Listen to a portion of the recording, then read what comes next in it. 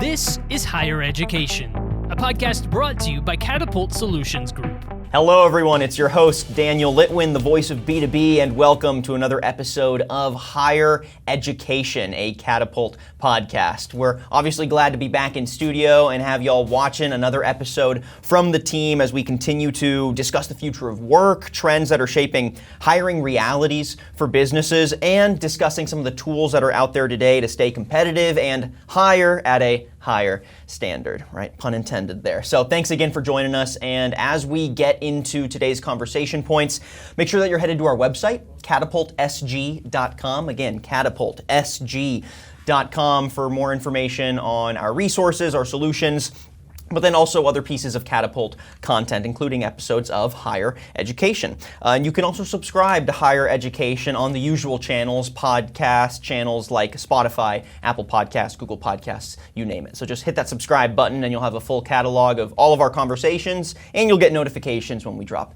new episodes. So let's jump right into it, folks. Without further ado, today's episode is going to intersect some strategies around real estate, ESG goals, hiring trends, and even content marketing strategies. So that's a diverse spread of topics, right? The big unifier here and the main motivator for today's conversation really comes from the preeminent trend that's defining work models today. You can probably guess where I'm going with this: work from home. It's not new, right? This is something that's been an established consequence now of the pandemic, that many businesses again, relinquish some of their physical spaces in favor of remote work.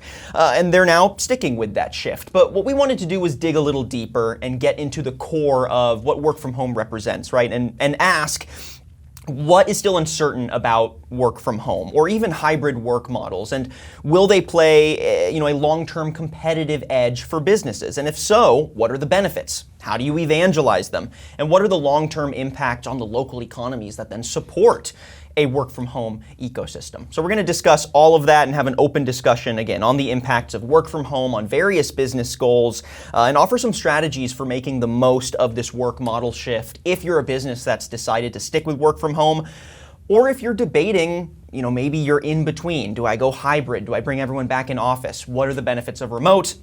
We're going to discuss the core of that, not just the strategic implications, but really the heart of what work from home represents. So I'd like to go ahead and welcome our two guests.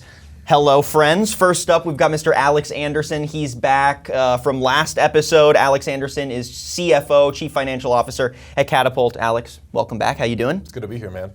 Excited to have Roy on this podcast. Welcome to the Higher Standard, Roy. It's good to be here. We're going to have fun. Yes, and again, first time on the podcast, I'd like to welcome Mr. Roy Reis. He's Senior Vice President at Cresa. Cresa is a trusted commercial real estate firm that thinks beyond just space and looks at the impact of their properties on landlords and tenants alike, really everyone that has to exist and occupy this space. Well said. Thank you. I didn't even prep you for that. That was pretty good. I like to do my homework. I like to make sure we pitch it right. LinkedIn videos for me.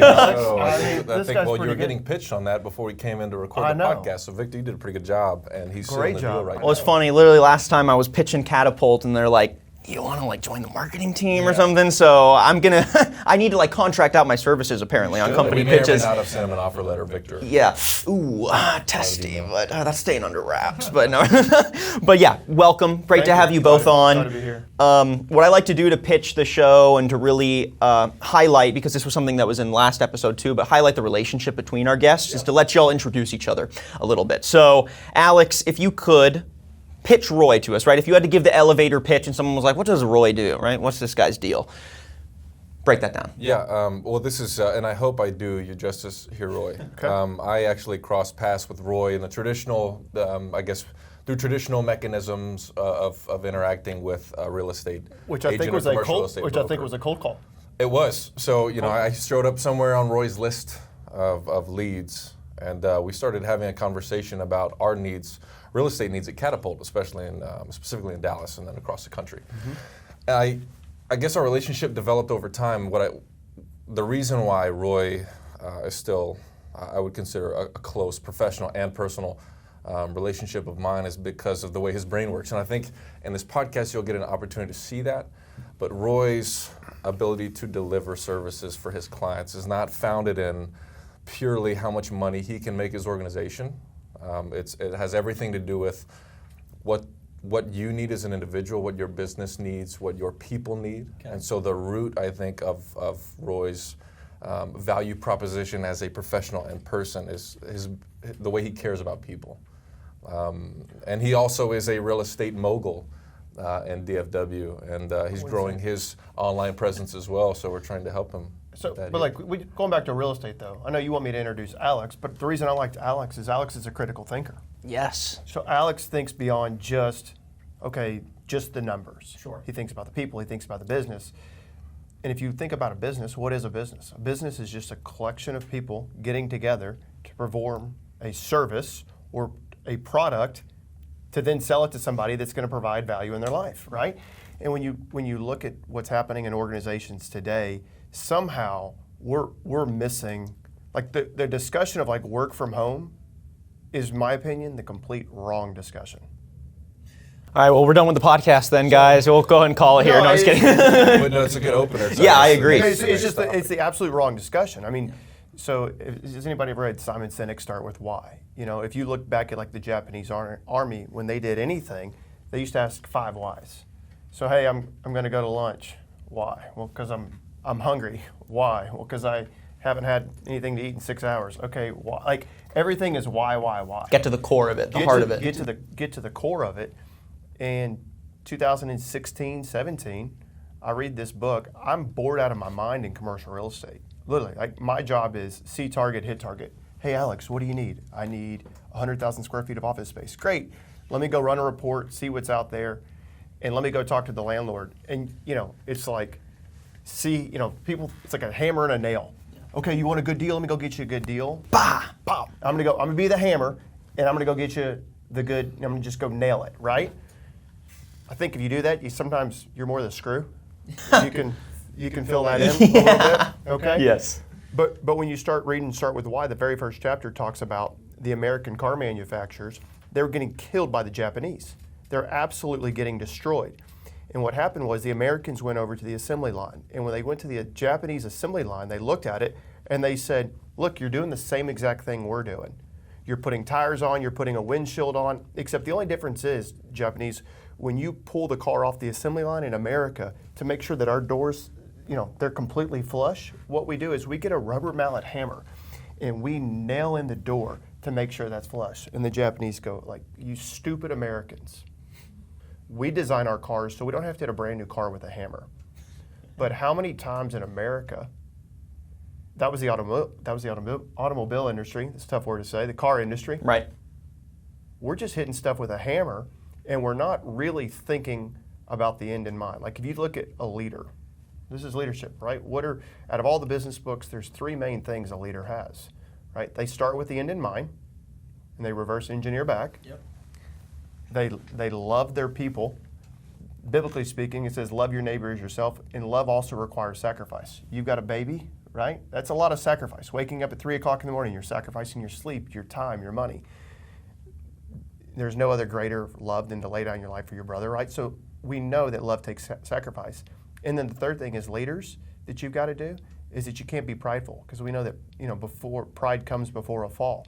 But if we took those 3 things as a leader and apply those to all the decisions that we make, whether that's real estate, people, hiring, firing, software to buy, I think it just changes the organization. So the discussion that we're having with organizations, yes, it's about real estate, but real estate's boring. It's just sticks and bricks. It's more about what's your why and where are you trying to go and how does real estate play into that. Does that make sense? Totally. Yeah, well, that is a very well-rounded, I guess, explanation or description as to why Roy was interesting to me, despite, I guess, the initial point of contact. Yeah, I mean, we got a peek into the mindset here, so you know. You can tell, and this is what differentiates any company or person selling a product or service. That, what he just explained, is the foundation for what I consider the ultimate consultative, I guess, representative of somebody selling commercial real estate services, but also because what he is doing, and I think as a byproduct, Cresa, now formerly ESRP, yep.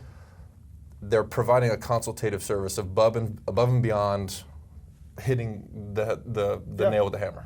Doing a good job. What are you trying to accomplish within your organization? What is the vision of the organization? Right. Let us try to align our service with that, as opposed to what do you need right now? 100,000 which square feet. oftentimes Okay. also aligns with what is going to make us the most money. That's right. And the next period or the current period. So, yeah, you help me explain or define you or your role. Yeah. Well, what I love about that is that clearly it's got the big picture vision as the heart of, like the guiding force for implementing a sound strategy, and one that really speaks to the heart of whatever the mission is, right? So whether it's we need a new software, we need a new space, we need to hire and completely staff a whole new team, but it doesn't also sacrifice sort of the strategic minutia, the short term, then to get to that big picture, we got to make sure all these little steps make sense, but also still align, right? And so everything is just one piece of the puzzle building on top of each other. And I want to pull that mindset now and apply it to this work from home conversation, right? You mentioned earlier, we're having the wrong conversation around work from home. I want to pose this and just kind of draw from some of the conversations you're having with your own clients, but as you work with clients in industries where work from home is possible, right, and is becoming more of a reality. So Alex, you more on the talent sourcing side, and then Roy on the work environment, the real estate side. How much permanence are you seeing in work from home, sort of the attitudes around it? Are companies talking about it as though it's this indefinite adjustment, we've adopted it and we're happy with it? Are there still some hints that they'd like to step back into the office when the time is right? We're just kind of feeling this out. Yeah, it works now, but eventually we'll flip the tables and get back to it. Thoughts? What are we hearing? I'll go first because I think this more directly affects your industry. So for us, I think very different than real estate. It allowed us to look at, ultimately a staffing firm provides the core services. We identify talent and deploy that talent for our clients, right? So we're identifying typically difficult to find skill sets or people with certain skill sets that are difficult to find. And then we're aligning them with requirements or needs of our clients. There's an additional layer there that is the consultative nature of a staffing firm, right? Which is why ultimately staffing as it exists today will never be fully replaced by a platform. This is a conversation we have internally at Catapult all the time. What are the threats on the landscape to our organization? Staffing platforms are one of those. They affect certain labor categories more than others, but at the end of the day, we're connecting our clients, more closely connecting our clients with the labor force, the labor market, and we're trying to shorten the gap of understanding between employers of people and people seeking employment. And when work from home became kind of widely adopted, one as a byproduct of everyone having to work from home and no one being allowed in buildings, that opened up the pipeline for us. So now we no longer, within our kind of delivery mechanism, it was not as critical to identify a person that could work within a certain geography and be at an office at a certain time of day, and the highway system. So these are the kind of conversations you have with candidates. Hey, where do you live in DFW as it relates to the place you need to show up for work at? What highways do you have to take? How much is that toll going to cost you, right? Depending on the roles we're working on. That was no longer a part of the conversation. We were able to source candidates globally. For the first time ever, we've got contractors working in something like 47 states. We've got 5 physical markets where we have salespeople sitting. We've got clients all over the country. We haven't had a candidate come in our office in like 3 years. That used to be an everyday occurrence, to the extent that when I was first talking to Roy, we were considering how many meeting rooms and interview rooms do we need in our space, and that is it's non-existent, right? And so now we're identifying talent in Canada, in Colombia, and all over the world, even Eastern Europe, right? People who are displaced as a result of what's happening with Russia and Ukraine. And if a client needs ultimately a skill set and a person that can fulfill these requirements, they align with the organization culturally, they can speak the right languages, they can sit anywhere. And so it kind of blew the scope open for us. So we can get candidates much faster. Velocity became far more important, and we had to refine and become more competitive as it relates to the technologies that we're using to identify talent. So for us, it was really kind of a benefit. It helped transform the staffing industry and accelerate the transformation, I guess, in a direction it was already going. which I think is kind of synonymous with a lot of other things that COVID affected. It just kind of sped up. That's right. Just a lot of pre-existing that's trends. all it did. We've been telling people that for years. They should be doing this. Like this is all going to happen. So that's how it affected us. Right. And so what we see happening in the future is we think that there are undeniable efficiencies that you will see as an organization, especially if you're a sales-driven organization, which is all of them, if you have your teams working together. Right. Some companies are really good at creating a virtual environment where that can occur. You cannot replicate being in a room or in an office with people that you can talk to when you're getting coffee, or that you can talk about. You can in person, face to face, have a conversation about The Hunter, the movie that we were just talking about, right? Or the most recent episode of House of Dragons, right? Those types of things that enhance culture. I need to watch more TV, I guess. We're Game of Thrones fans in our house, but you cannot recreate that in a Slack. Sure. Virtual environment. You can't do it. Yeah, it's just not the same. And some companies now, leaders are having to adapt, and their leaders are getting better at managing an organization and a culture. Not just managing, but leading a culture. So how do you lead it virtually? How do you lead a culture where it's both? Well, that's what I see as the future. So right. you kind of answer the question, for us at least, where I see it going. The future is, I think, this hybrid concept. We still need the space. You still get the benefit of people being in the same physical space, and the culture enhancement that creates. Right.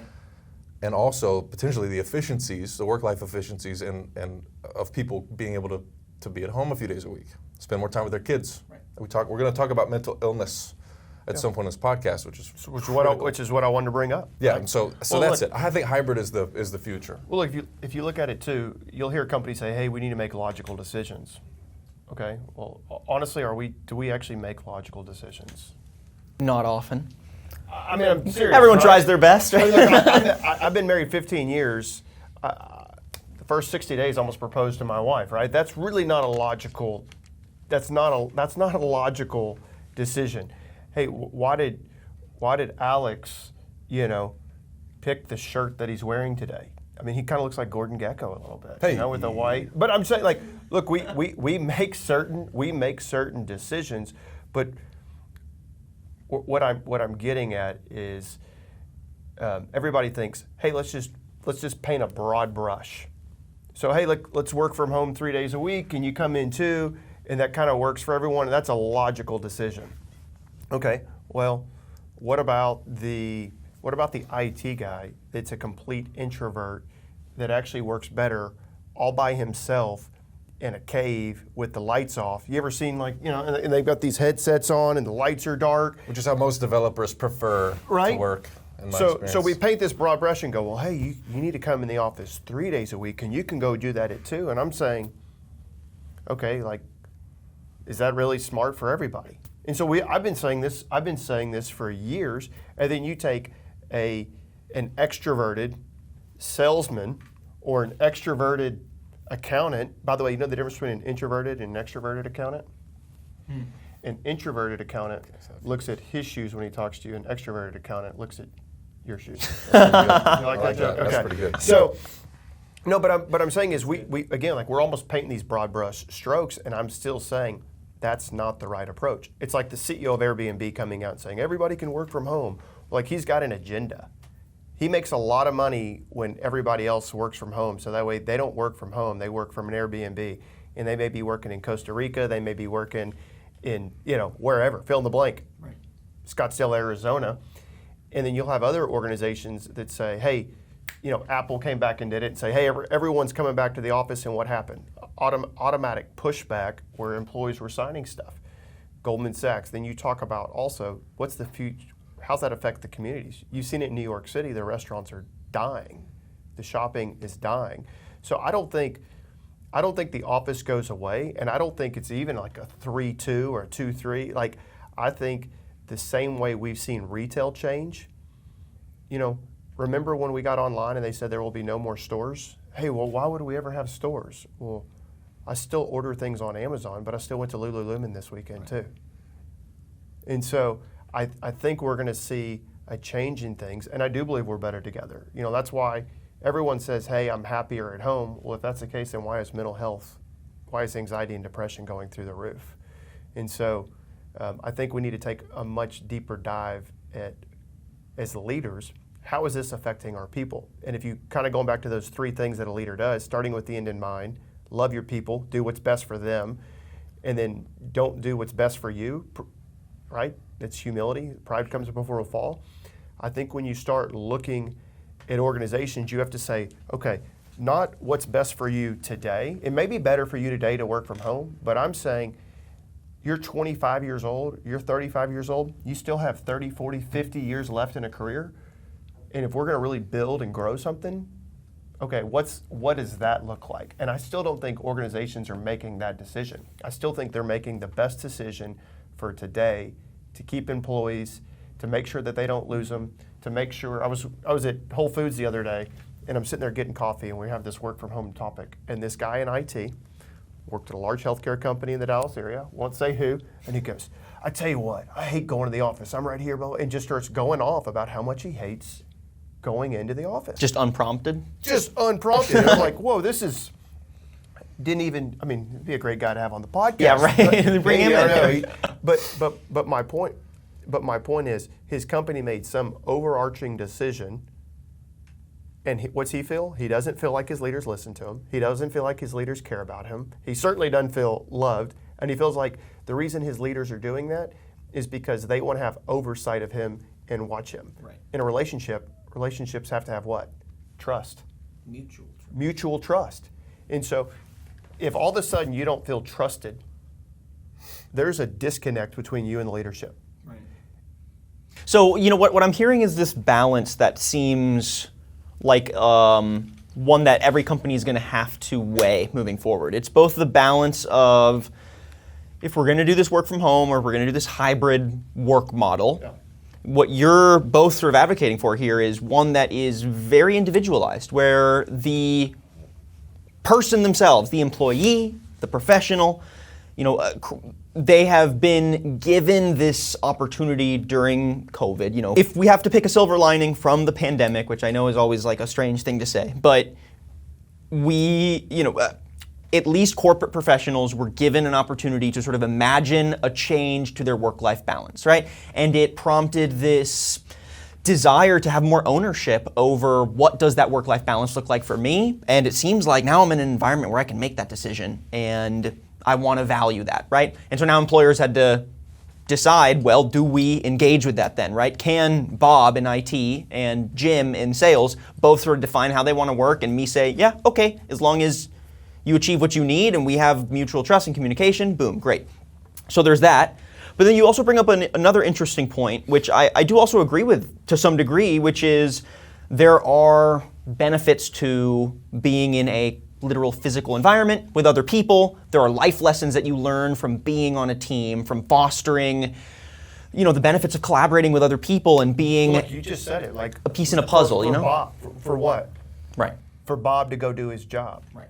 There is no I in team. Right. It's a little bit like saying, hey, we just witnessed one of the greatest miracles ever yesterday. I mean, the Dallas Cowboys won a game, Alex. Oh, goodness. And with Cooper Rush. And with Cooper Rush. I like that guy. That's what I'm saying, without an offensive line. But if you watched that, what did you watch? Did you watch Cooper Rush beat him? Did you watch CeeDee Lamb beat him? I mean, I could actually make an argument that you saw Micah Parsons beat him because he put so much pressure. Okay, but that's bad example. But what I'm saying is it took what? It took a team. So I think, again, that's where the disconnect is. You can't, what's the betterment of the organization and what role do I play? Yes, my role is my job. Yes, Diggs' job is to cover the receiver, but there's also value that he brings to the organization besides just shutting down a receiver and making interceptions leading up to the game. It's knowing that, hey, I trust this guy to do his job. He trusts me. There's something about working together as a team in an organization. And if you look at a healthy organization versus an unhealthy organization, something that is healthy is doing what? It's growing and replicating. What's a dying organization doing? Just slowly decaying. Right. So that's the question that we have for some of these organizations. Just because this works today, right? Like me drinking this Dr. Pepper works today to give me energy, but this is probably like, I shouldn't say that, we're on a podcast there, Dr. Pepper, but like this is not the healthy, I should be drinking green juice or something, right? There's a better decision. No, I agree. I mean, yes. But you bring up a good point, and this is interesting. I think we've talked about this a few times. I think what happened when we when the top was blown off this work from home concept, and we started to see kind of return to some level of normal, and companies react to that differently, where you've got massive, I guess negative response by large organizations, workforce saying, I don't want to get back in the office. Well, for a lot of organizations, there are healthy and unhealthy cultures. There were healthy and unhealthy businesses and cultures going into COVID. That's right. And so what happened was, and I think this is where poor leaders got exposed, leaders of organizations, because what very quickly happened was companies that could pivot well to a work from home environment that did it successfully, great. And a lot of cases you saw more efficiency. At Catapult, we saw, for the most part, efficiency not change. We had to get better at monitoring data, at leveraging our systems, making sure clean data was going in and out of the systems that we're using. But we also had to become much better as a leadership team of understanding how people in the organization feel about the decisions we're making. And I think most companies that do this well, you spoke to it, because there's an individuality component to this, not just for the employee, but also the business, the industry, right? Different companies may benefit more from having people in the office more often than not, and and vice versa. So for us, we had to get really good at what is effectively putting our ear to the ground of the organization, saying, what are people responding well to, and balancing that between, okay, what is going to move this organization toward the destination set by the vision. And so that's a really tricky thing. It's hard to do. It's hard to do because you have a ton of different personalities and things, and you're trying to. A good company creates and builds and then replicates. It grows and then replicates. Right.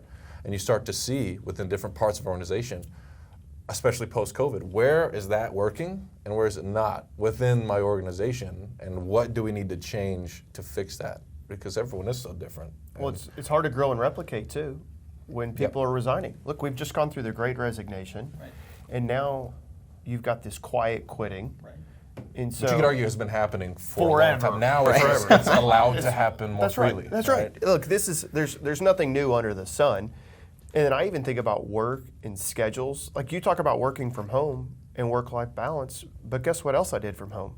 I also taught my kids. Right. I didn't have to go through carpool and drop them off, and if they weren't there by 7:30, we got a tardy slip, right? And we have lunch. They have lunch at 11:45, and drop off is at 3 o'clock, and then the bus. Right? I mean, we had very structured. I also didn't have soccer practice every night at 6 o'clock because soccer practice is at 6 because we got out of school at 3. I mean, everything was very, very structured. Go back and look at the structure. This is where I'm saying we should be asking more questions. Yeah. And look at how people work. Why was the 9 to 5 invented in the first place? It was the assembly line. Okay. Do you know why? And then if you take the daily schedule, now let's look at the annual schedule. Let's look at the calendar. Why do we have summer break? And so Alex could go work in the farm with his dad in the summer because that's when Alex was needed to work, to physically work. So I could make an argument that when you start looking at the entire structure of work and our society, it got flipped on its head. Because guess what? We had a very different schedule at my house doing work, our activities. We would go on bike rides rather than soccer practice because you couldn't have it just changed everything. Right. And so it's even changed the way I work. Like I work much different now than I did in 2019. I've been in commercial real estate for over 17 years now. And for 15 years I did it for one way. And so I don't think that, kind of going back to your work from home though, I think there's an element of saying I'm more productive when I exercise 30 minutes a day. I'm more productive when I eat at home and don't go through a drive-through, Right. because I'm putting good fuel in my body. Yeah. Guess what? There's certain people that adapted well in COVID, and there's certain people that did not adapt well in COVID. Yeah. Well, and we forget how. I don't mean to cut you off, No, you're fine. Daniel, but we forget how you made a few points that allude to how young this country is, how relatively new the concept of a structured work environment is, and how quickly things are changing. Like what COVID did is it forced just the way he described his schedule completely flipping on its head, and the same happened for me. I have a 17-month-old son. We've got a young family. And what I think for Roy and myself and a lot of other people, COVID forced everyone to look at this society's expectation of what routine is supposed to look like, professional routine, and what the workplace should be, and challenge all of those concepts. Right.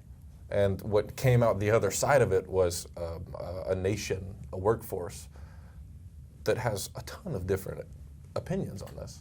And now corporations, businesses, enterprises, firms, right? Everyone now has this challenge where you have to, if you want to stay competitive, offer accommodations to individuals, because it really is there really has been sort of a flip where the office employee has a little bit more power in that dynamic, or at least more power of choice, right? There are more options to choose from, whether or not you get the perfect option, there's just more of them. But on the flip side too, businesses still have this need, especially if they go hybrid, to engage their decentralized employees and still create a sort of team buy-in. And that's the challenge now, right? How do we accommodate individuals and still build a culture, especially one that is maybe remote, where you said it yourself, it's tough to build the same kind of culture that you could have in person, that now you're trying to do it over Teams. How do you still surpass that challenge and build a team that is decentralized, that is hybridized, and that extends beyond just, I'm bought in because if I don't, I lose my job, right? But just slightly more elevated than that, where there is a sense of, I have a role, it's part of a larger initiative, there is a vision, this is how I'm contributing to it, and we're doing this together, right? And that's that balance that I feel like work from home, threw a wrench in that balance and is now redefining the scope of how you even answer that question, which is exciting, I'd say at least. Look, Alex, you played football, right? Yep. Did you do everything as a team, or did you have individual drills? Everything has a team component. And to answer your question in short, you did everything as a team, but there were moments where you had to break out into your smaller team or subspecialty in an organization and focus on techniques exclusive to what you do. That's right. So a little bit of both, but for us, you do everything. You cannot create. You asked me if I played football. It's it's hard to create a competition, an atmosphere of competition, healthy competition. And this is why I tell people all the time. People talk about, we want to hire athletes. Why is that? Yeah. There are a swath or a chunk of young people in the world who, at the age of 18 to 22, have to learn what it's like to compete for their job. And if they don't compete well enough, they lose it. A lot of mid-20-year-olds don't experience that, or young people don't experience that until they're 25, 26, 27 years old. Or in the first part of their life where they're really having to compete truly for a job or for some award. And so what happens a lot of times for young people get in that environment, they don't really know how to react to it, and it can have a negative impact on culture when you got a lot of people who don't compete well with their team, within their team. And that is what's hard to manage remotely. And that's there's a lot of nuance there. But this is why you want to have people in an environment where they can hear the coach talking to everybody, right? And the accommodations you just spoke of, the individual accommodations, make it really hard to set precedent of expectation, because you have people who are performing at a really high level, not because you're asking them to. This is this whole silent quitting concept. Mm-hmm. What that is, if you don't know, is people who shutting their laptop at 5 and they're done. It's people who have made a commitment to not working outside of the 40 hours a week or the 35, whatever they decide is the expectation, and they don't want to go above and beyond that. Well, as an employer or someone trying to build an organization, it's real easy to say, okay, well then those people can't work here, or they can't work in my company or in this team. But that person, if they were in the right environment, may be motivated indirectly by their team to compete. That's right.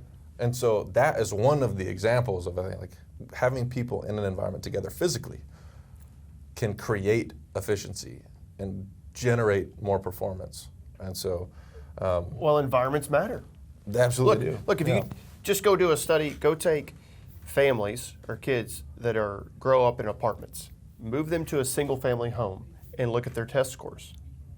They're higher, okay? Winston Churchill said, hey, we create our environments and they create us, right? They define us. And so many times when you're talking about buildings, people talk about real estate, but really what we need to be talking about is, okay, what's the environment like? You know, my favorite little, used to get it, and it was all these cubicles, and it said, we want people to think outside the box, but yet they put them in all these little cubicles that look like a box. Go read Cal Newport.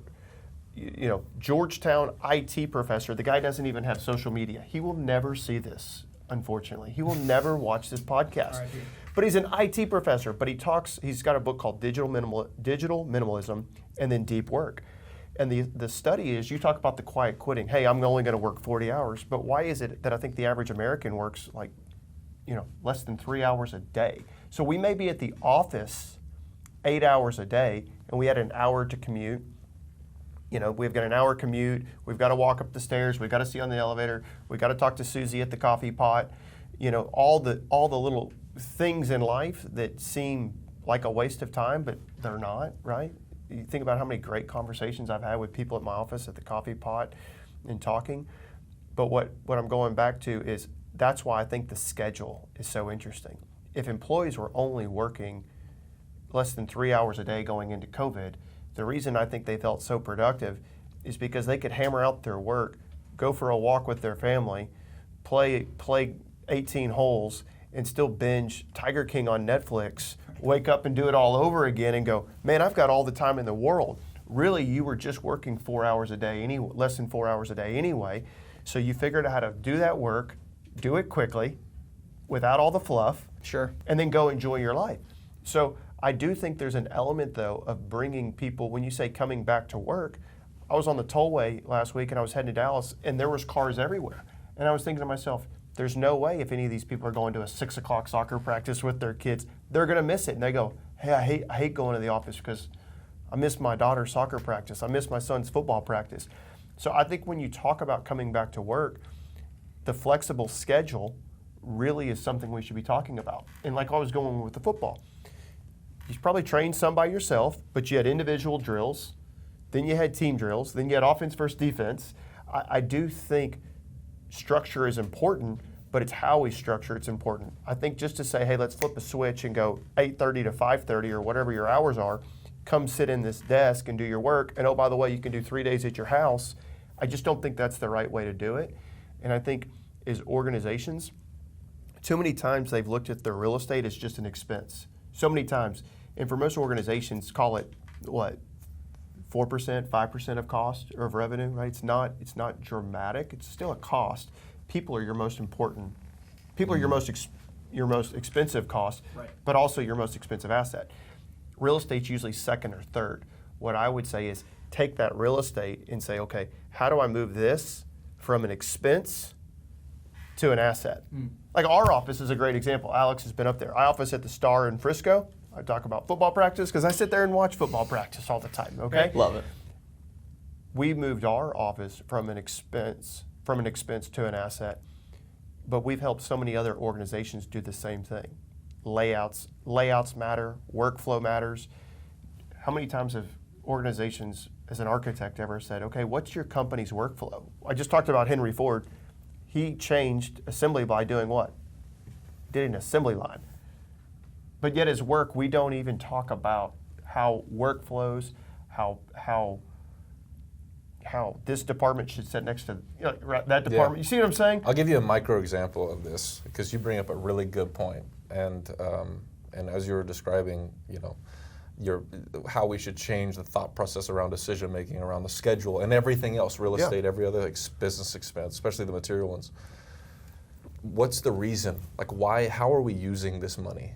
And with a schedule, I think I agree with you 100%. And also, I'm a younger professional, and so for me, I understand and have seen firsthand how efficient you can be using technology effectively. And as a result, of work from home and having a child and having to move things around, being totally happy with, okay, I'm working for these 3 hours, then I'm going to go work out at lunch, and then I'm going to work for 4 hours in the afternoon, knock out a bunch of calls. I'm gonna go pick up my son from school, we're gonna hang out, and then at 9:30 I might jump on for another 30 minutes, send out, That's right. I touch it throughout the day. Me, that doesn't bother me. Some people, it would blur the line too much, and it would affect their mental health.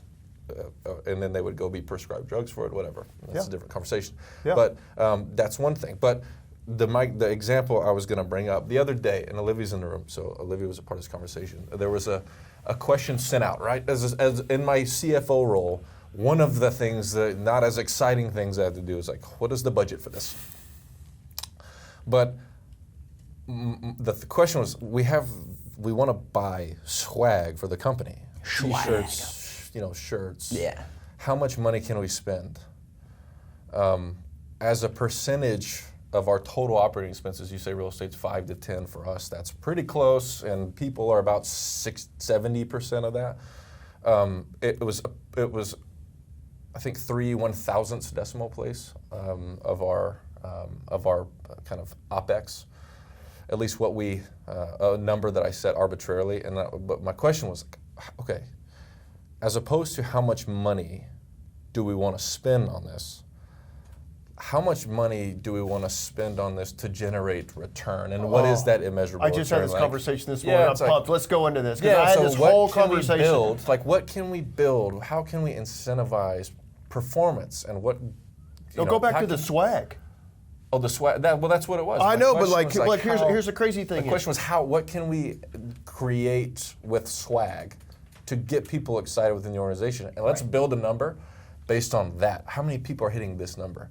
Okay, so we need to allocate 5,000 because of this. How many people are hitting this number or going to this annual President's Club trip? Okay, let's spend X thousand on that stuff as opposed to starting with the number and then backing into what we want to do with it. Well, I was going to say on the swag, look, I'm a member of a country club, a member of Cowboys Club as well. I went to SMU. I went to played football at Allen High School 22 years ago. Turned 40 tomorrow, by the way. I feel like I'm getting old. Happy early? Yeah, hey, but okay, so I'm out all the time, and I'll have Glen Eagles Country Club on my shirt. People go, hey man, Glen Eagles. I'll be in the gym. I'll have an SMU shirt on. Hey, SMU, when were you there? I mean, people spark conversations. Maybe they just see that I'm approachable or something, and I don't know. But I get asked all the time, hey, whatever I'm wearing. And I'm sitting there the other day, and I'm thinking to myself, why the heck am I wearing someone else's brand other than mine? Right? Why aren't they saying, hey, Roy, tell me about Cresa? Hey, Roy, what's no conflicts mean? Well, it's because we only represent corporate users. We don't represent building owners. Why are they not hearing my message? And by the way, so if I had, let's just call it 100 people in my organization, and 100 people wore those shirts to the gym 3 days a week, and they were wearing great-looking Lululemon shirts, not some cheap cotton shirt that you had mass-produced that no one's ever going to wear, and it's going to go to the bottom of a drawer, and you say, hey, let's get together, and I'll take a picture and put it on LinkedIn that nobody's going to see or pay attention to, okay? We talked about content, but if you spent that money and gave them great quality stuff, do you not think that would lead to more clients, which is what? Absolutely. More revenue. And because your people are an ambassador of your organization. You ever seen a football coach or a football team that, let's just take UT. They're not walking around wearing A&M stuff. No. But why am I? No, but why am I? champion shirts. Yeah. Especially after A&M lost to Appalachian State last week, but that's a whole other discussion. That's why I like Nebraska. Okay. Yeah, right. Shout out. But here's what. But we want to talk about content, branding. Look, your space is part of your brand. Right. It's absolutely part of your brand. And if you're not having discussions about branding, then you're also having the complete wrong discussion. Our brand is closely aligned with being at the Star. Is that a good brand or a bad brand? I think it's a great brand. If you look at when Nike, okay, we look at what Nike is today, but we forget all things that are big were once small. Nike used to be a small little company. Go read Shoe Dog by Phil Knight, and you look at all the challenges and struggles. Nike couldn't get into the NFL. They had a contract with Reebok.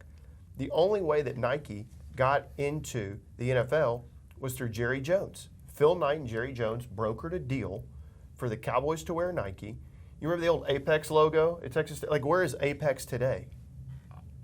I don't even. Never heard of them. Never heard of them. Right? They used to have the Apex logo. They used to have the Apex logo, right? Probably a dying organization. But I think partnerships matter, branding matters, and real estate's just a key component of that. But why are we wearing everyone else's brand? Drives me nuts. So this morning I went to my company. I was like, hey, order me. I love Lululemon and I love Peter Millar. And I go, hey, here's the deal.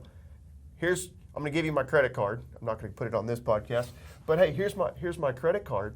I want all branded stuff, and I want our slogans, anything that we have. I want it on my shirts, and I want people asking me about it. Make it happen. Make it happen. I don't think they're going to do it, though, Daniel. But why are they not? This is my issue, and this is how I'm trying to. And there's a new way of thinking. Because my marketing department's the most amazing marketing department in the world, as you know. Yeah, well, I know they got a pretty good side hustle coming from you too in the marketing arena. Hey, look, that's why we drive our clients around in a Mercedes Sprinter van. I know the first time I got the first experience with Cresa, I was really impressed. Formerly a different company, but the reason why is because, and I was brought up and educated in this way of thinking. In my role, but I challenged the agenda a little bit. Yeah. Like we talked about challenging expectations and things, resetting expectations. Measurable return, the concept of measurable return is something that business leaders struggle with all the time. And there's typically two ways of thinking. I am willing to spend twice as much as I otherwise would or as I have historically on a shirt because I like the prospect or I'm excited about the prospect of people, maybe there being twice as many conversations around who is that company on your Lululemon shirt as opposed to who's the company on your Champion shirt, right? But to track that, there's not a mechanism to track that return right now. Now, what we're getting, it's becoming easier, the same way that we can track the return of digital content creation. You used to not be able to do that so easily. T-shirts and swag, it's very difficult, right? Talk about a lead source. No one's going to put in a CRM lead source. They saw my shirt, and I had a conversation with them. It's unlikely. Ask your sales team to put that in the CRM. Good luck. Do that in Salesforce. We'll make that another drop-down. Exactly. That come from a cold call, a podcast, a LinkedIn. No. Good luck. But we have to, as the same way COVID is forcing us to rethink. Because you know why? That's a logical. Work from home. You know why? Because that's a lot. People make, again, they try to make logical decisions. Right. I can't logically tie a return to that in this time period. So I'm going to do what? I'm just not going to do it. I'm just not going to do it. Or I'm going to look at it as an expense and let's go negotiate with that vendor and try to get that expense down, rather than saying, okay, what is the vision for the organization? My vision for the organization is when everyone thinks about staffing, they think about Catapult. And so I don't care what it costs. I want everybody wearing. They're not starting with the end in mind. They're just looking at what's best for today. And I kind of go back to the same way, even with the office. If you're just going back, what's the best for today? We have to retain talent because we're in this employee war. Okay. You know what? There's a little thing like, I'm not a huge gardener, but if you do trees, there's the pruning process. Why? Because when you prune, when you clean stuff up, we know that it grows. What I'm saying for some organizations, I'd rather have a vision and know where I'm going. And those people that, even if they're superstars, are not on board and don't have the same vision, it's just part of the pruning process. Hey, we're going to lose some people. That's okay because I know where I'm going. I'm a leader. Follow me. Here's where we're going, and I'm going to empower you to be successful. And when the company's successful, you'll be successful. And when you're successful, the company's going to be successful. Right. Yeah, no, you're exactly right. And this is the thing we've. Well, finish your thought, but then I've got some other things I want to jump into. But finish. Well, it's wrap up interesting here. that you're talking about this only because, the reason why we're creating this podcast right now, Catapult has just recently kind of entered into a next phase of what I would consider growth, where we're looking at these things that don't have immediately measurable return, or in this current period or next, where we need to share our brand, post rebranding, but share our brand and show people what we're capable of, and worry less about the 0.5% margin that we're going to forego as a result of this investment, and to achieve the vision. So Have you ever done a podcast with two more ADD people? I mean, you see the brain. I'm just letting the ping pong ball go back. This is how my mind works. Right? And I'm going like this. My ping pong ball now. What I'm trying to say is there is no clear-cut answer for everything. This is not some. Hopefully, with this podcast, we're sparking discussion. Indeed. Life's about asking questions. I don't think if you're just sitting in a room with a guy that's got all the answers, you know, what's the smartest guys in the room? You don't want to be with the guy that thinks he's the smartest guy in the room. Well, the thing is, everything y'all are talking about, it ties back into. Elon Musk on the Joe Rogan podcast, then I'm saying I would have loved to sit in on that one. I'm saying my Elon goodness. Musk is the smartest guy in the room. Most likely. Yeah, most rooms. We're gonna have to do our best to compete.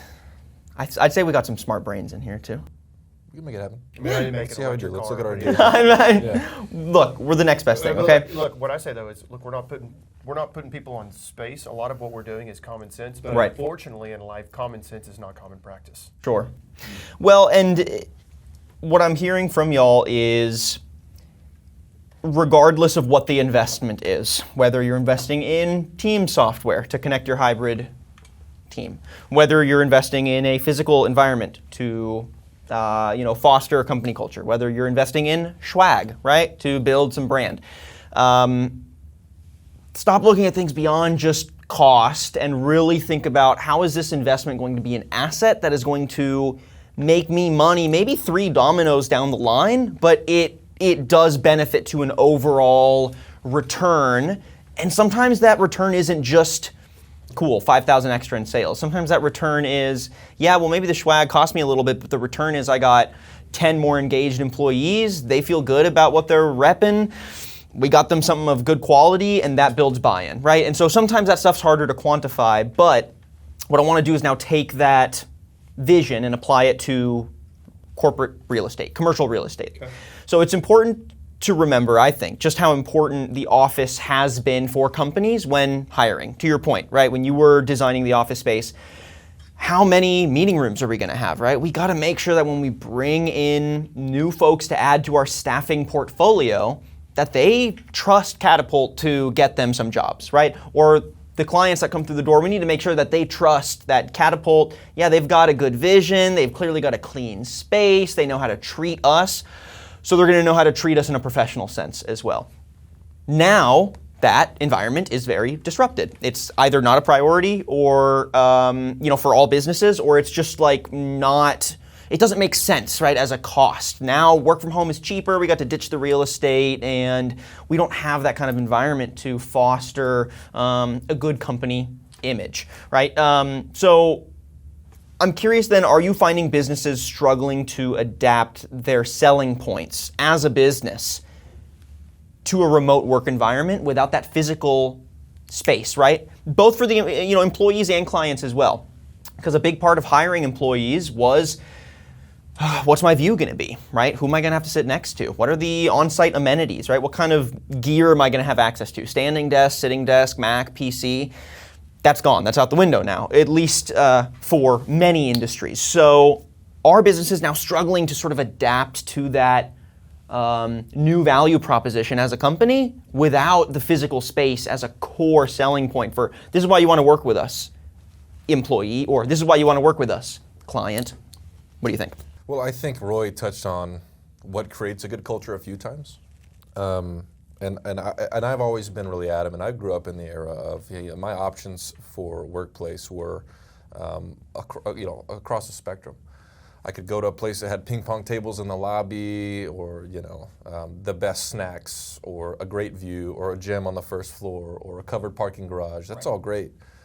None of that stuff, and oftentimes companies that focus on that stuff, and I wonder if you can attest to this, that focus on the amenities and investment and their real estate or space, miss the forest for the trees. And creating a good culture has very little to do with the finish of your office, with location, what cool bars are next door. Those things are kind of secondary benefits, but it's all about what is the vision you're creating, how effectively is leadership conveying that vision and their excitement for that vision and its relative competitiveness within the existing landscape.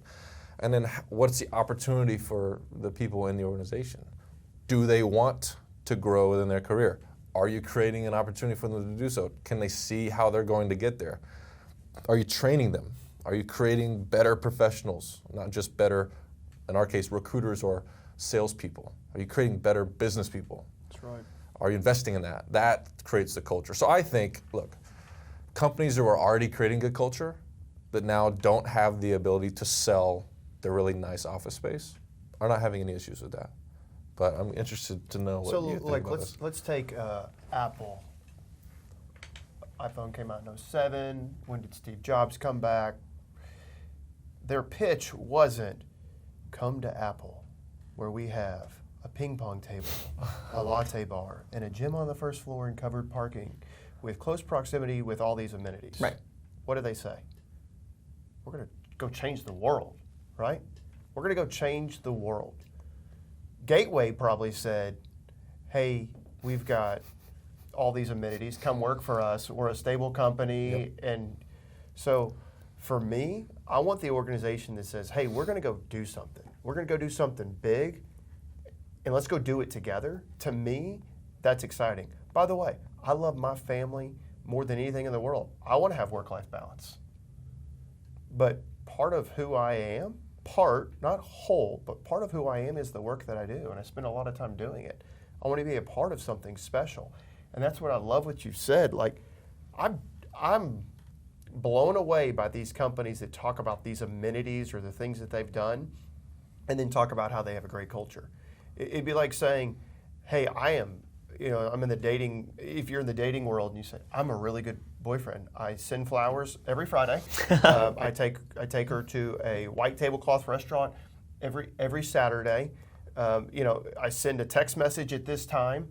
And then I have her take a survey to see that how I'm doing, and I make sure that because I do those things, I want her to rank me high as a good boyfriend. That's a great analogy. But that's what we do. Look, that's not a really, again, kind of going back to the logical thing. I probably didn't explain that well, but this is what we do as organizations, rather than saying what are people and what do you need at the core. At the core, what do you want? What's funny is you make the example at an interpersonal level, and we both laugh like, yeah, that's ridiculous, right? Who would ever be like, I'm a good dude, I'm a good boyfriend because laundry list of tasks. It's like, okay, you're clearly missing the plot. But then, you translate. You said the force for the trees. Right. We're missing it. Missing it. We also see. I mean, you can walk out, go to any steakhouse in Dallas, and you'll see a material percentage of people at tables that look like they might be in a relationship like the one you described. What is the commonality between businesses who try to market to clients or internal employees, and the way that guy is marketing his capabilities as a boyfriend by way of how much money he's going to invest or she's going to invest in a relationship? It's likely not going to last very long, and if it does, it's probably not going to be considered a healthy relationship. That's right. And so that's why it's a perfect analogy. Let's talk about healthy relationships in life. So then, okay, there's a healthy there's a healthy relationship with your like the people around you. Definitely. There's a healthy relationship with your company. There's a healthy relationship with your spouse.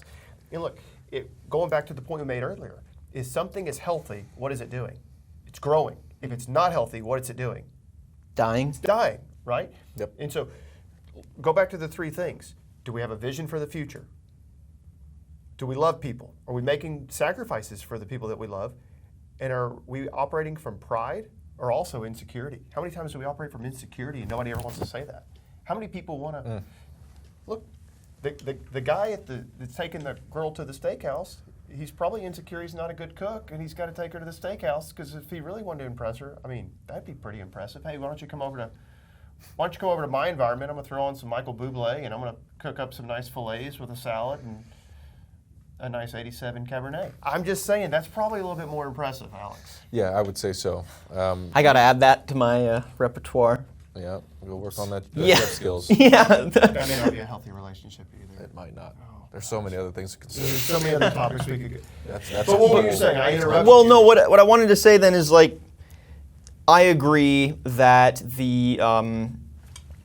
the essence of a company's selling point probably shouldn't be tied to, yeah, you got an ergonomic desk. Yes, you can go work out. We'll pay for your, your parking.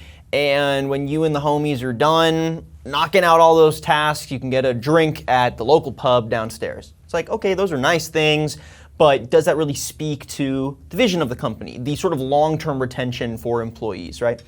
However, I do still want to intersect that to some degree now, with work from home being a big decider for people, that remote, a selling point is still the physical environment. And how do you now retool that to keep the core there, to keep that essence there and to not miss the forest for the trees? So the question here is then, how do you retain a competitive edge as a business when one of your main selling points, or at least a common selling point, who knows if it's good, the office, right, is now kind of gone, or at least not as much of a tool. Now you're competing on the same playing field as competitors, right? Great, I have so many now more options to work hybrid or remote, but now I have to pick between these 3 companies that all offer me remote, or all offer me hybrid, or all offer me, I get to choose what I want to do. Hybrid works for me, I'm going to do hybrid. 3 companies are giving me that opportunity, right? There are so many, I guess, variations to remote before. Everyone's now offering more or less that same convenience. I'm generalizing a bit here, but just to frame up, like, how do you retain that competitive edge now with the literal offering, but then also trying to communicate how this one slice of the work-life balance represents the core, the essence. I can talk about how you said how you communicate it. Sure. So it's a little bit, we've given different examples. I love how Simon Sinek gives it, who I've quoted already in here. Most organizations talk about the what, and then they go to the how. Here's what we do, and here's how we do it, and then they never get to the why. Going back to Apple, or let's just say a drug manufacturer that makes a pill that cures cancer, okay? Hey, as an organization, our goal is to change the world. We realize that health and disease, here's how we do it. We do it through this pill that cures cancer. And here's what we do, right? What we do is, then we get into the flexible benefits, organization, structure. I think most organizations, when they are communicating, they're leading from the outside in, not the inside out. So I think if people are going to buy into your culture and what you're doing, you first have to talk about your why. Then you have to talk about how you do that with your why, and then you communicate what you do. Too many organizations aren't doing that. And so they're saying, well, what we'll do is we'll just make a decision and go, hey, we're all remote. Or you're coming back to the office and it's 3-2. And people don't buy what you do and how you do. They buy why you do it. And it's to your question, let's add another component to that. I think this is important. I think what you wanted to ask was, like, imagine there are 3 companies. They offer the same remote working benefits. Imagine also that, because we talked about the stack ranking of priorities and importance of what's going to motivate people to want to come work as a part of this team or my team. Let's also assume that all 3 of them have equally motivating or powerful whys, right? And so now you've got... You're just going for the biggest check, aren't you? Well, now, I want to get to how, because we just talked about, before we got into the conversation of why the real estate, the space doesn't matter. But right before that, we said, hey, investments on assets to your organization that don't have immediately kind of recognizable return are difficult investments to make or convince people to make. But it's important. It becomes important when you're competing at the same level everywhere else. If you've got the good culture, not created by proximity to amenities, and how cool. What if you've got electric scooters in your office and a racetrack to race around on them? That stuff becomes important when you do everything else right.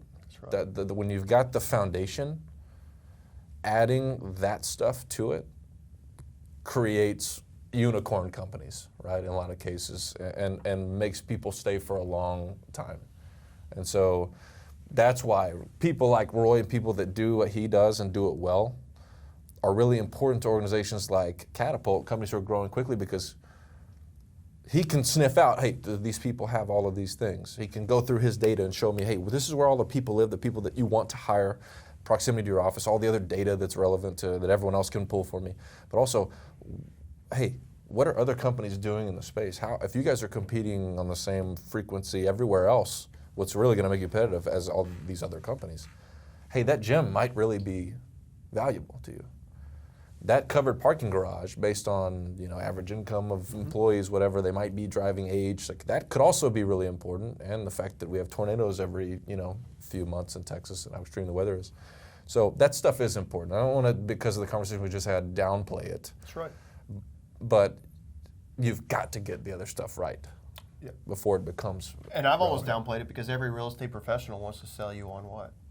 More expensive real estate. Right. And I'm saying, hey, let's actually take less square footage in less expensive buildings, and let's get everything else right. And then you get to apply those funds more intentionally. That's right. Yep. Look, you're going to spend money. Let's just understand how we're spending it, why we're spending it, and are we going to get a good return on investment? The problem is, you nailed it. Like so many times we're taught, if you can't measure it, you can't what? You can't manage it. And so a lot of the things that we're doing, it's really hard to measure it. And the other thing is, are you a leader or are you a manager? So what I would say, managers like to, hey, I want to quantify, I want to understand, and then I want to be able to go back to my boss and support the decisions that I've made. Where I think part of a leader is you're taking risk. You're saying, hey, you know what? I don't know why, but something in my gut tells me that if we do this, things are going to be different. That's by the way, that takes guts. I mean, we talk about that from a leadership standpoint. It's real easy to, I wouldn't say it's real easy, but it's easier to try to manage and just kind of fit in the corporate system. But to say, hey, I want to do something differently, it's risky. And you know what? But life is risky. Jim Rome used to say, guess what? None of us are going to make it out of here alive. We're going to die. That's true. So make it count, Bruce Arians, no risk it, no biscuit. I like that. I like that guy. I like Bruce Arians, BA.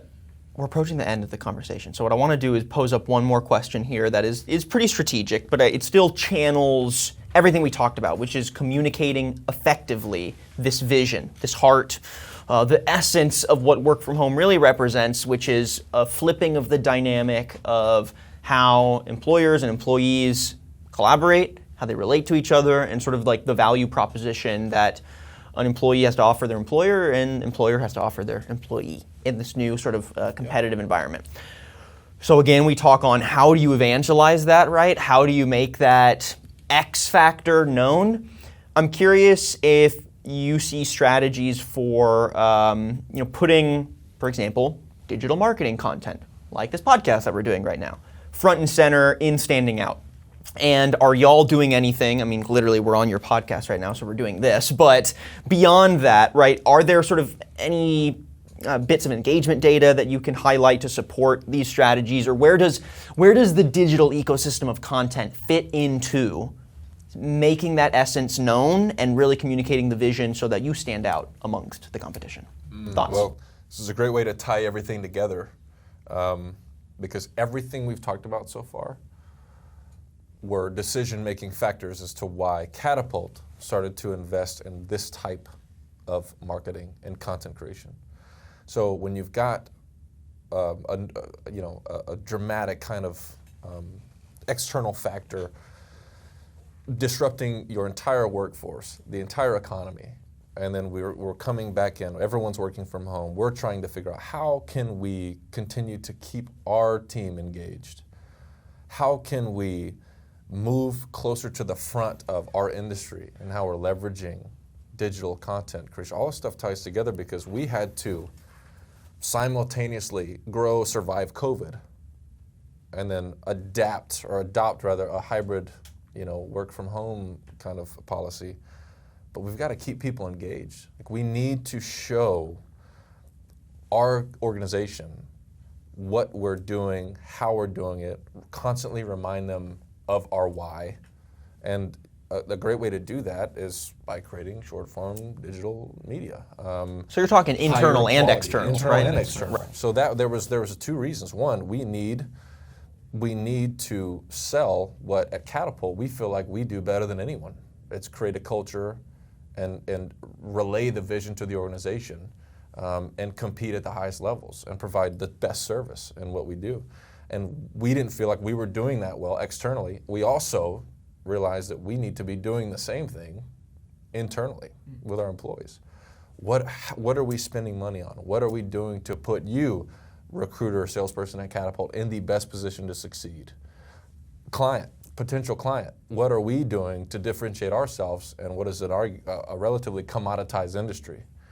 And so for us, it was a big step in the direction of, hey, we're going to spend money on this. We're going to invest in this type of cost, and we're not going to see immediate return on this, but we're going to see it in the long term. And we've started to see it. Engagement on our LinkedIn, our social media platforms has gone up tremendously.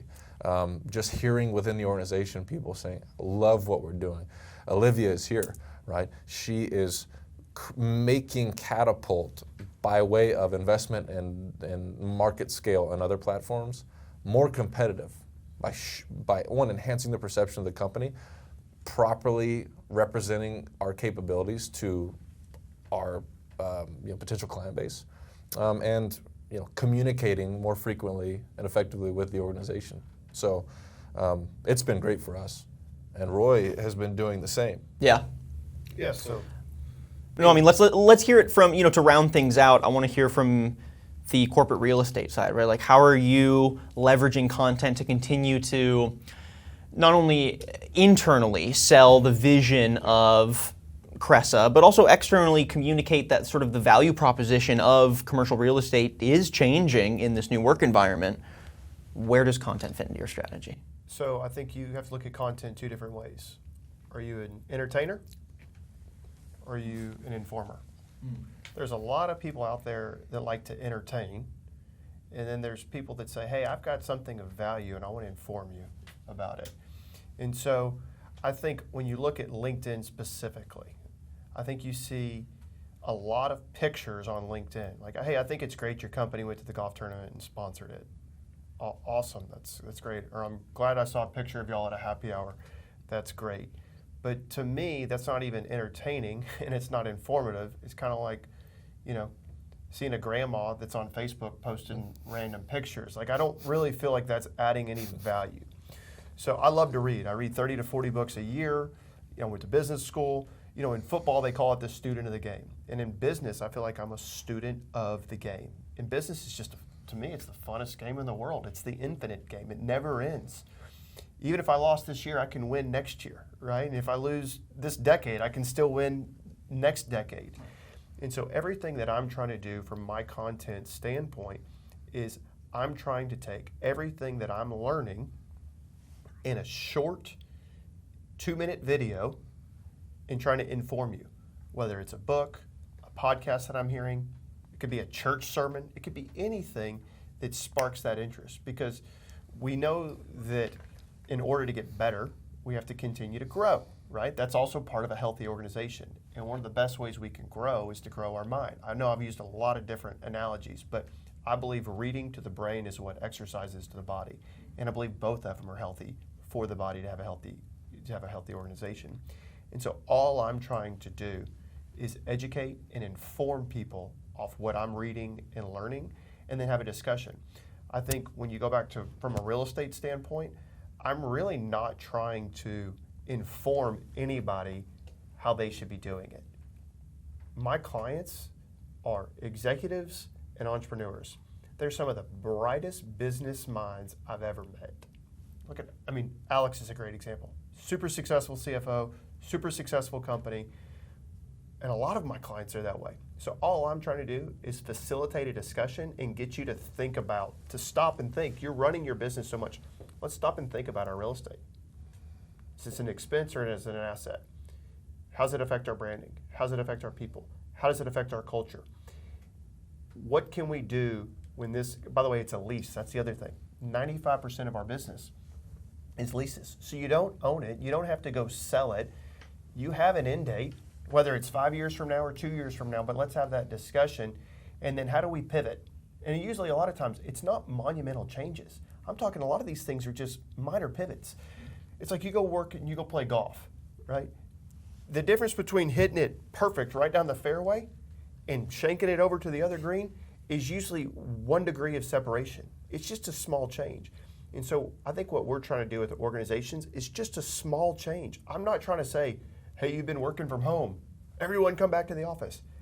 What are those little bitty pivots? What are those little bitty changes that we can make that's the big difference between being right on the fairway and being on the wrong hole? Right. Which, by the way, I'm playing tomorrow for my 40th birthday. And I'm going to be thinking about this when I'm hitting it to the wrong fairway. Right. Yeah, I'm driving my cart over there. So I think Minor change. I think that's what we're trying to do with organizations, and I think a lot of times everything seems so daunting and overwhelming. It's not. Sure. Small tweaks, small changes go a long way.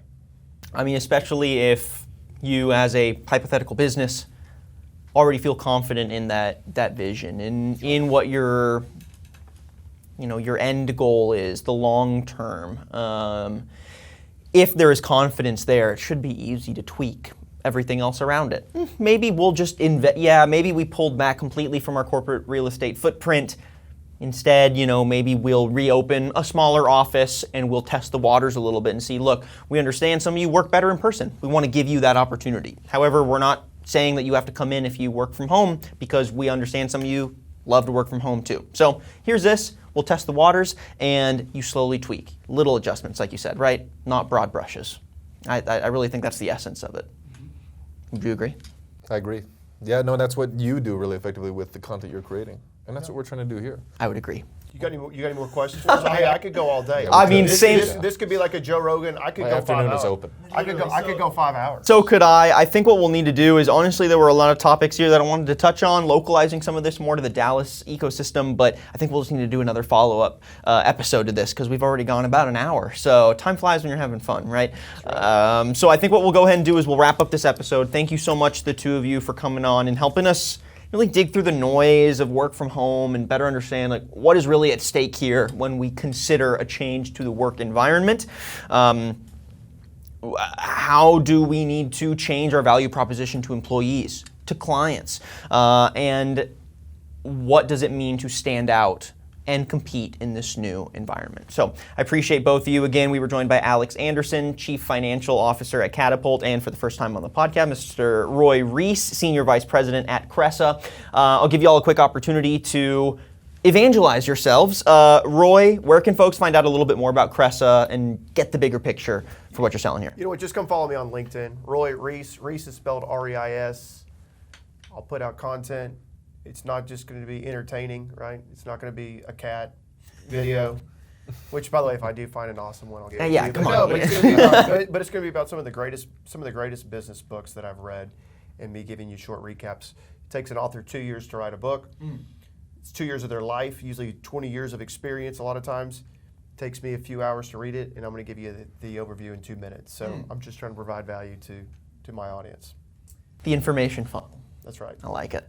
And Alex, obviously the website, catapultsg.com, but is there anything else that you want to point people to relating to our topic today, or resources, ways to get in touch? Yeah, no, I would encourage everyone to follow the Higher Standard podcast. We're spending a lot of time, Olivia is working really hard on creating a strategy around how we want to leverage this podcast, who we want to have on the podcast, bringing people like Roy on so that we can use this as a medium of education, not only for potential clients or current clients, but anybody who wants to learn more about whatever we might be discussing.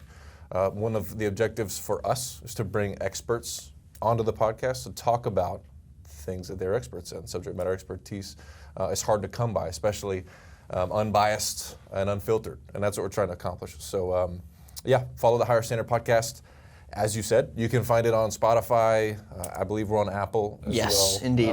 Everywhere. But start with the website, and then you can go from there. And follow us on LinkedIn, and we'll continue to post updates and clips from these podcasts. Gotta love it. Hey, real estate guy did a podcast, did not mention rental rates, vacancy, or buildings, because We can figure that out in about 5 seconds. Yeah, exactly. That's not the value we bring. We're getting beyond the clerical stuff, right? We're getting to the heart of it. I love it. Alex, Roy, it's been a pleasure. Thank you so much for joining us, and I'm looking forward to the next one. I'm sure it'll come soon. Appreciate it, man. And thank you everyone for tuning in to another episode of Higher Education, a Catapult Solutions podcast. If you like what you heard and saw today, make sure that you subscribe on Apple Podcasts and Spotify, and head to the website, catapultsg.com. I'm your host, Daniel Litwin, the voice of B2B, and we'll catch you on the next episode of Higher Education.